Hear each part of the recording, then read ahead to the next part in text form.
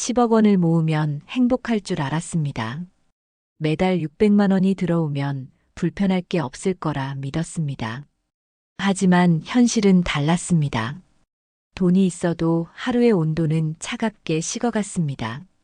노후가 숫자가 아니라 삶의 온기라는 걸 저의 이야기를 통해 함께 느껴보시겠습니까? 구독과 좋아요를 누르시면 더 많은 이야기에서 삶의 진짜 답을 찾으실 수 있습니다. 아무리 돈을 모아도 마음은 따뜻해지지 않았습니다. 저는 평생 10억 원을 모으면 잘 살 줄 알았습니다. 사람들은 그만큼이면 충분히 여유롭다고 했습니다. 저 역시 그 말만 믿고 하루하루 버텼습니다. 그리고 드디어 은퇴를 맞이했을 때 저는 안도했습니다. 제 소개를 드리자면 저는 평범한 직장인으로 살아왔습니다.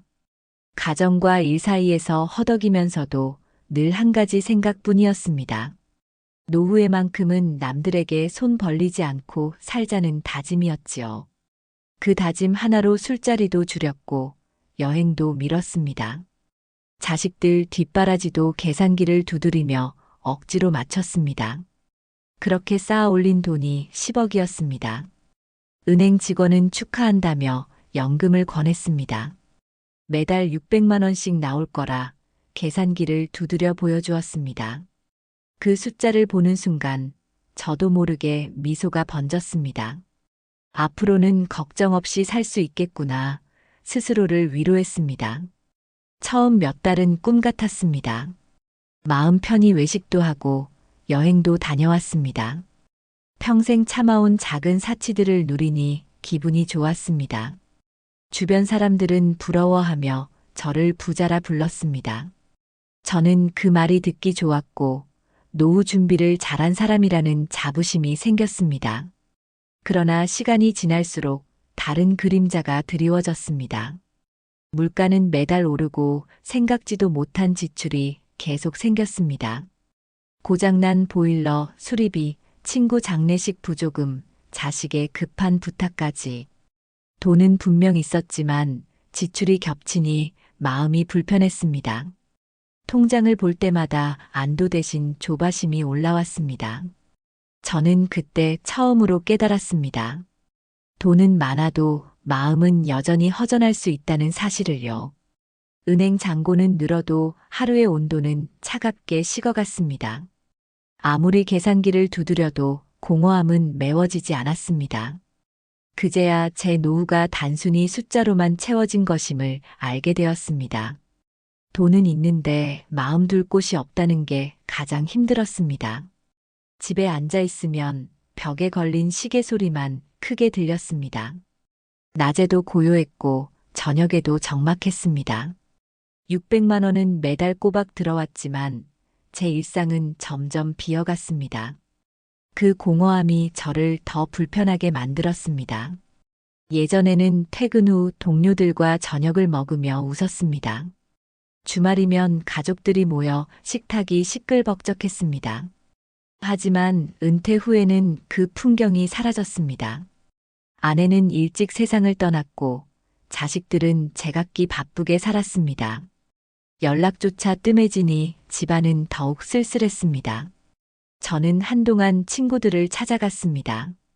같이 나이 들어가는 얼굴들을 보며 위로를 얻고 싶었습니다. 하지만 만나보니 상황은 다르지 않았습니다. 어떤 친구는 요양원에 있었고 또 다른 친구는 이미 떠났습니다. 그 사실이 저를 더 우울하게 만들었습니다. 저녁에 불 꺼진 집에 혼자 앉아 있으면 생각이 많아졌습니다. 통장에 찍힌 금액이 많다고 해서 외로움이 줄진 않았습니다. 600만 원이 들어와도 제 옆을 채워주는 건 아무것도 없었습니다. 돈은 생활비를 해결했지만 마음의 빈자리는 메우지 못했습니다. 그 차갑고 공허한 틈새가 하루의 온도를 낮추고 있었습니다. 자식들에게 전화를 걸어봤습니다. 그러나 돌아오는 대답은 늘 짧았습니다. 아버지 건강 챙기시라는 형식적인 말뿐이었습니다. 함께 밥 한 끼 하자는 약속은 늘 미뤄졌습니다. 그렇게 멀어지는 거리가 제 노후를 더 불편하게 만들었습니다. 그때 문득 이런 생각이 스쳤습니다. 나는 지금 잘 살고 있는 걸까? 숫자로만 본다면 분명 풍족했습니다. 하지만 하루를 기준으로 보면 늘 차갑게 식어 있었습니다. 저는 그 간극 앞에서 서성이고 있었습니다. 돈으로는 몸을 지킬 수 없다는 사실이 두렵게 다가왔습니다. 어느 날 새벽 갑자기 가슴이 쿵 내려앉는 듯한 통증이 찾아왔습니다. 식은땀이 흘렀고 숨이 막혔습니다. 혼자 사는 집 안에서 그 순간이 얼마나 긴지 알 수 없었습니다. 휴대폰을 붙잡고 겨우 119를 눌렀습니다. 병원에 도착했을 때 의사는 다행이라고 했습니다. 큰일로 번지기 전 발견했다며 약을 처방해 주었습니다. 진료비는 생각보다 크지 않았습니다. 통장에서 바로 이체되니 생활에 큰 타격도 없었습니다. 하지만 제 마음은 이상하게 더 무거워졌습니다. 응급실 침대에 누워 있을 때 깨달았습니다. 곁에 서 있는 사람이 아무도 없다는 걸요. 간호사가 차트를 고쳐 쓰고 나간 뒤 방은 고요했습니다. 그 고요함이 제 심장을 더 쓸쓸하게 만들었습니다. 돈은 치료비를 대신 내주었지만 곁에 빈자리는 메워주지 못했습니다. 퇴원 후 집으로 돌아오니 모든 게 낯설었습니다. 문을 열자 싸늘한 공기가 맞았습니다. 거실 의자에는 덮어둔 담요만 덩그러니 놓여 있었습니다. 이 집은 제가 열심히 모은 돈으로 지켜낸 공간이었습니다. 그런데 이제는 오히려 저를 고립시키는 벽처럼 느껴졌습니다. 저는 거울 앞에 서서 제 얼굴을 오래 바라봤습니다. 예전보다 눈빛이 흐려져 있었습니다. 주름은 깊게 패였고 어깨는 더 구부정했습니다. 제가 노후에 바라던 모습은 이런 게 아니었습니다. 돈은 제 몸의 세월을 막아주지 않았습니다. 다음 날부터 약 봉지가 식탁 위에 놓였습니다. 매일 시간 맞춰 알약을 삼키는 일이 일상이 되었습니다. 그 순간마다 나는 이제 나약해졌구나라는 생각이 들었습니다. 600만 원이 들어와도 약값으로 빠져나가는 게 늘었습니다. 그 숫자는 여전히 안정적이었지만 마음은 전혀 안정되지 않았습니다. 저는 그제야 깨달았습니다. 통장의 금액보다 중요한 건 하루를 어떻게 살아내느냐는 것이었습니다. 아무리 많은 돈이 있어도 몸이 무너지면 삶의 온도는 내려갑니다. 건강 없는 노후는 숫자로 따질 수 없었습니다. 그 사실이 뼈저리게 다가왔습니다. 사람이 없는 집은 돈보다 더 차갑게 느껴졌습니다. 낮에도 불을 켜야 했고 저녁에도 소리가 필요했습니다. TV를 켜놓아도 웃음소리는 허공을 맴돌 뿐이었습니다. 600만 원이 매달 들어와도 그 돈이 위로가 되진 않았습니다. 마음이 굳어가는 소리가 집안에 울렸습니다. 자식들에게 연락을 해봤습니다. 바쁘다는 이유로 통화는 길게 이어지지 않았습니다. 만나자는 약속은 한 달을 넘기기 일쑤였습니다. 그들이 멀리 있는 건 알지만 그렇게 차갑게 느껴진 건 처음이었습니다. 저는 그때부터 스스로를 더 작게 만들었습니다. 주말이면 시장에 나가봤습니다. 사람들이 분주히 움직이는 소리가 반가웠습니다. 하지만 장바구니를 든 채 혼자 걷는 제 모습이 낯설었습니다. 누구와 함께였던 적이 많았는데 이제는 그 그림자가 사라졌습니다. 사람들 속에 있어도 고립감은 더 크게 다가왔습니다. 이웃과 마주쳐도 대화는 짧았습니다. 서로 인사를 나누고 곧 각자의 집으로 들어갔습니다. 예전엔 골목에서 웃음소리가 들리곤 했는데 지금은 달랐습니다. 모두가 자기 집 문을 닫아버린 듯 했습니다. 관계라는 건 나이가 들수록 좁아지고 있었습니다.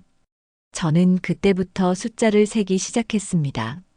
통장의 잔액, 남은 약 봉지, 달력에 표시된 병원 예약일. 계산할 수 있는 것들만 붙잡으며 마음을 달랬습니다. 그러나 그 계산은 하루의 허전함을 채워주지 못했습니다. 숫자는 늘었지만 온도는 여전히 낮았습니다. 밤이 되면 더 선명해졌습니다. 식탁 위 빈 의자, 벽에 걸린 시계, 조용히 돌아가는 냉장고 소리. 그 사소한 것들이 모두 저를 향해 말하는 듯 했습니다.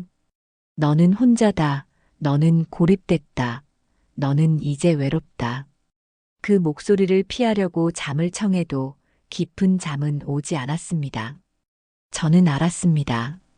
노후는 결국 관계 속에서 숨쉬는 것임을.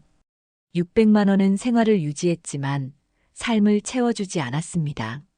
사람의 온기 없이는 하루가 시들어갔습니다. 숫자가 아니라 누가 곁에 있느냐가 온도를 바꾼다는 걸 깨달았습니다. 가장 따뜻해야 할 날이 가장 차갑게 다가왔습니다. 제 생일이었는데 축하 전화조차 걸려오지 않았습니다. 아침에 일어나 달력을 보니 숫자만 덩그러니 찍혀 있었습니다. 저는 혹시나 하는 마음으로 휴대폰을 옆에 두었습니다. 하지만 화면은 끝내 조용히 잠들어 있었습니다. 점심 무렵 저는 스스로를 위로하려 했습니다. 케이크 대신 작은 빵을 사와 식탁 위에 올려놓았습니다. 혼자 초를 켜고 잠시 눈을 감았습니다. 그러나 축하의 노래도 웃음소리도 들리지 않았습니다. 그 순간 케이크 불빛이 더 쓸쓸하게 흔들렸습니다. 저녁이 되자 마음이 무겁게 가라앉았습니다. 600만 원이 들어와도 이런 날은 허무했습니다. 돈으로는 생일의 공허함을 메울 수 없다는 걸 알았습니다. 저는 그 사실을 인정하기 싫어 빵을 치워버렸습니다.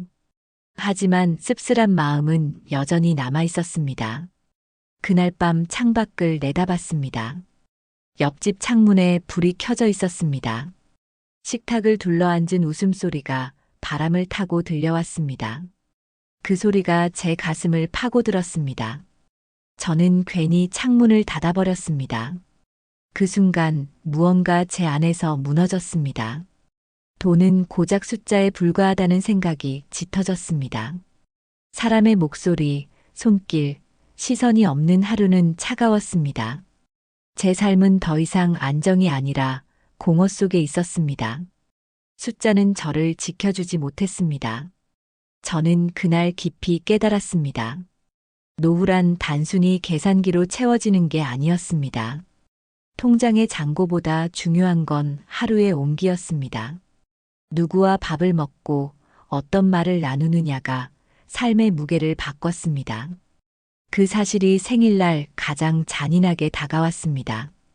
이제는 더 이상 눈을 피할 수 없었습니다. 돈이 있든 없든 제 삶은 차갑게 식어 있었습니다. 저는 그날 밤 침대에 누워 오래도록 뒤척였습니다. 숫자가 아니라 마음의 불빛을 찾아야겠다고 다짐했습니다. 그 다짐이 제 노후를 바꾸는 시작이 될 줄은 그때 몰랐습니다. 숫자에만 매달리던 마음을 내려놓겠다고 결심했습니다. 생일날의 고독이 제게 마지막 신호처럼 다가왔습니다. 이대로는 안 된다는 생각이 뼛속까지 스며들었습니다. 저는 다시 계산기를 덮고 문을 열기로 했습니다. 숫자 대신 사람을 찾아가야 했습니다. 처음으로 향한 곳은 동네 복지관이었습니다. 어색하게 문을 열고 들어가니 낯선 얼굴들이 저를 바라봤습니다. 처음엔 발걸음이 무거웠지만 곧 따뜻한 인사가 건네졌습니다. 할아버지, 오셨냐는 말 한마디가 제 가슴을 두드렸습니다. 그 작은 인사가 돈으로 살 수 없는 온기였습니다. 저는 그곳에서 봉사활동을 시작했습니다. 작은 물품을 나누고 밥을 함께 먹는 자리에 앉았습니다. 처음엔 서툴렀지만 함께 웃는 순간이 생겨났습니다.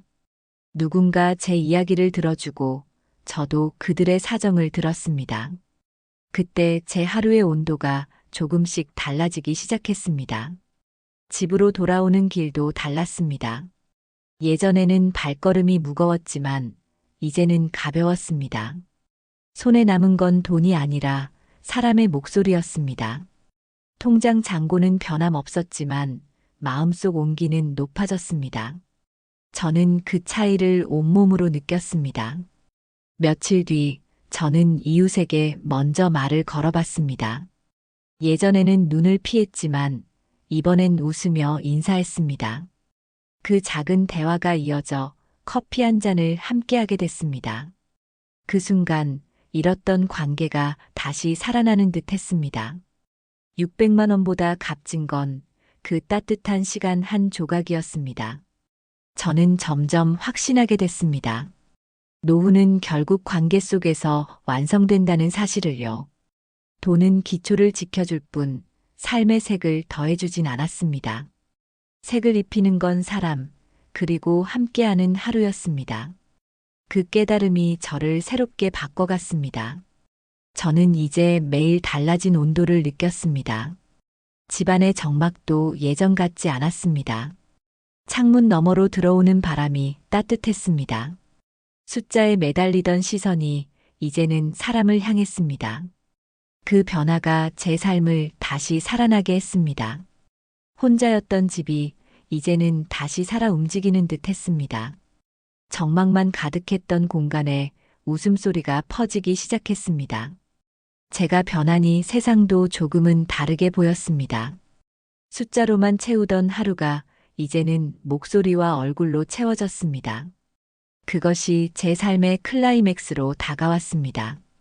복지관에서 만난 사람들과 모임을 이어갔습니다.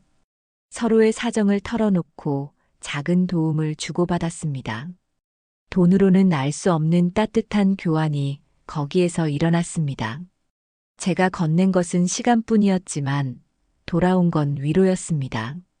그 위로가 제 노후를 다시 숨쉬게 만들었습니다. 어느 날은 함께 밥상을 차렸습니다. 반찬이 소박했지만 함께 나누니 진수성찬 같았습니다. 숟가락이 부딪히는 소리가 음악처럼 들렸습니다. 저는 오래 잊고 있던 식탁의 온기를 다시 느꼈습니다. 그 온기가 제 마음의 빈자리를 따뜻하게 메워주었습니다. 이웃들과의 관계도 변했습니다.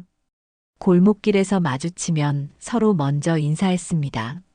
가끔은 텃밭에서 나온 채소를 나눠주기도 했습니다. 작은 손길 하나가 하루의 온도를 높여주었습니다. 돈으로는 살 수 없는 교류가 다시 피어나고 있었습니다. 그제야 깨달았습니다. 제가 오랫동안 지키려 했던 것은 사실 돈이 아니었습니다. 진짜 지켜야 했던 건 하루의 따뜻함이었습니다. 누구와 함께 걷고 어떤 말을 나누느냐가 노후의 본질이었습니다. 저는 그 사실을 이제야 받아들일 수 있었습니다. 병원 예약일도 더 이상 두렵지 않았습니다. 같이 걱정해주는 이웃이 있었기 때문입니다. 홀로 앉아 약을 삼킬 때도 마음은 덜 무거웠습니다. 누군가 곁에 있다는 사실만으로도 달라졌습니다. 숫자가 아니라 온기가 저를 지켜주고 있었습니다. 그때 제 안에서 희미했던 불빛이 환하게 켜졌습니다. 노후는 결국 오늘 하루를 어떻게 살아내느냐에 달려 있었습니다. 통장의 숫자가 아니라 사람과의 온도가 삶을 따뜻하게 만들었습니다. 저는 드디어 그 답을 찾았습니다. 그리고 남은 삶을 어떻게 살아가야 할지 알게 되었습니다. 혼자였던 집이 이제는 다시 살아 움직이는 듯 했습니다. 정막만 가득했던 공간에 웃음소리가 퍼지기 시작했습니다. 제가 변하니 세상도 조금은 다르게 보였습니다. 숫자로만 채우던 하루가 이제는 목소리와 얼굴로 채워졌습니다. 그것이 제 삶의 클라이맥스로 다가왔습니다. 복지관에서 만난 사람들과 모임을 이어갔습니다. 서로의 사정을 털어놓고 작은 도움을 주고받았습니다. 돈으로는 알 수 없는 따뜻한 교환이 거기에서 일어났습니다. 제가 건넨 것은 시간뿐이었지만 돌아온 건 위로였습니다. 그 위로가 제 노후를 다시 숨쉬게 만들었습니다.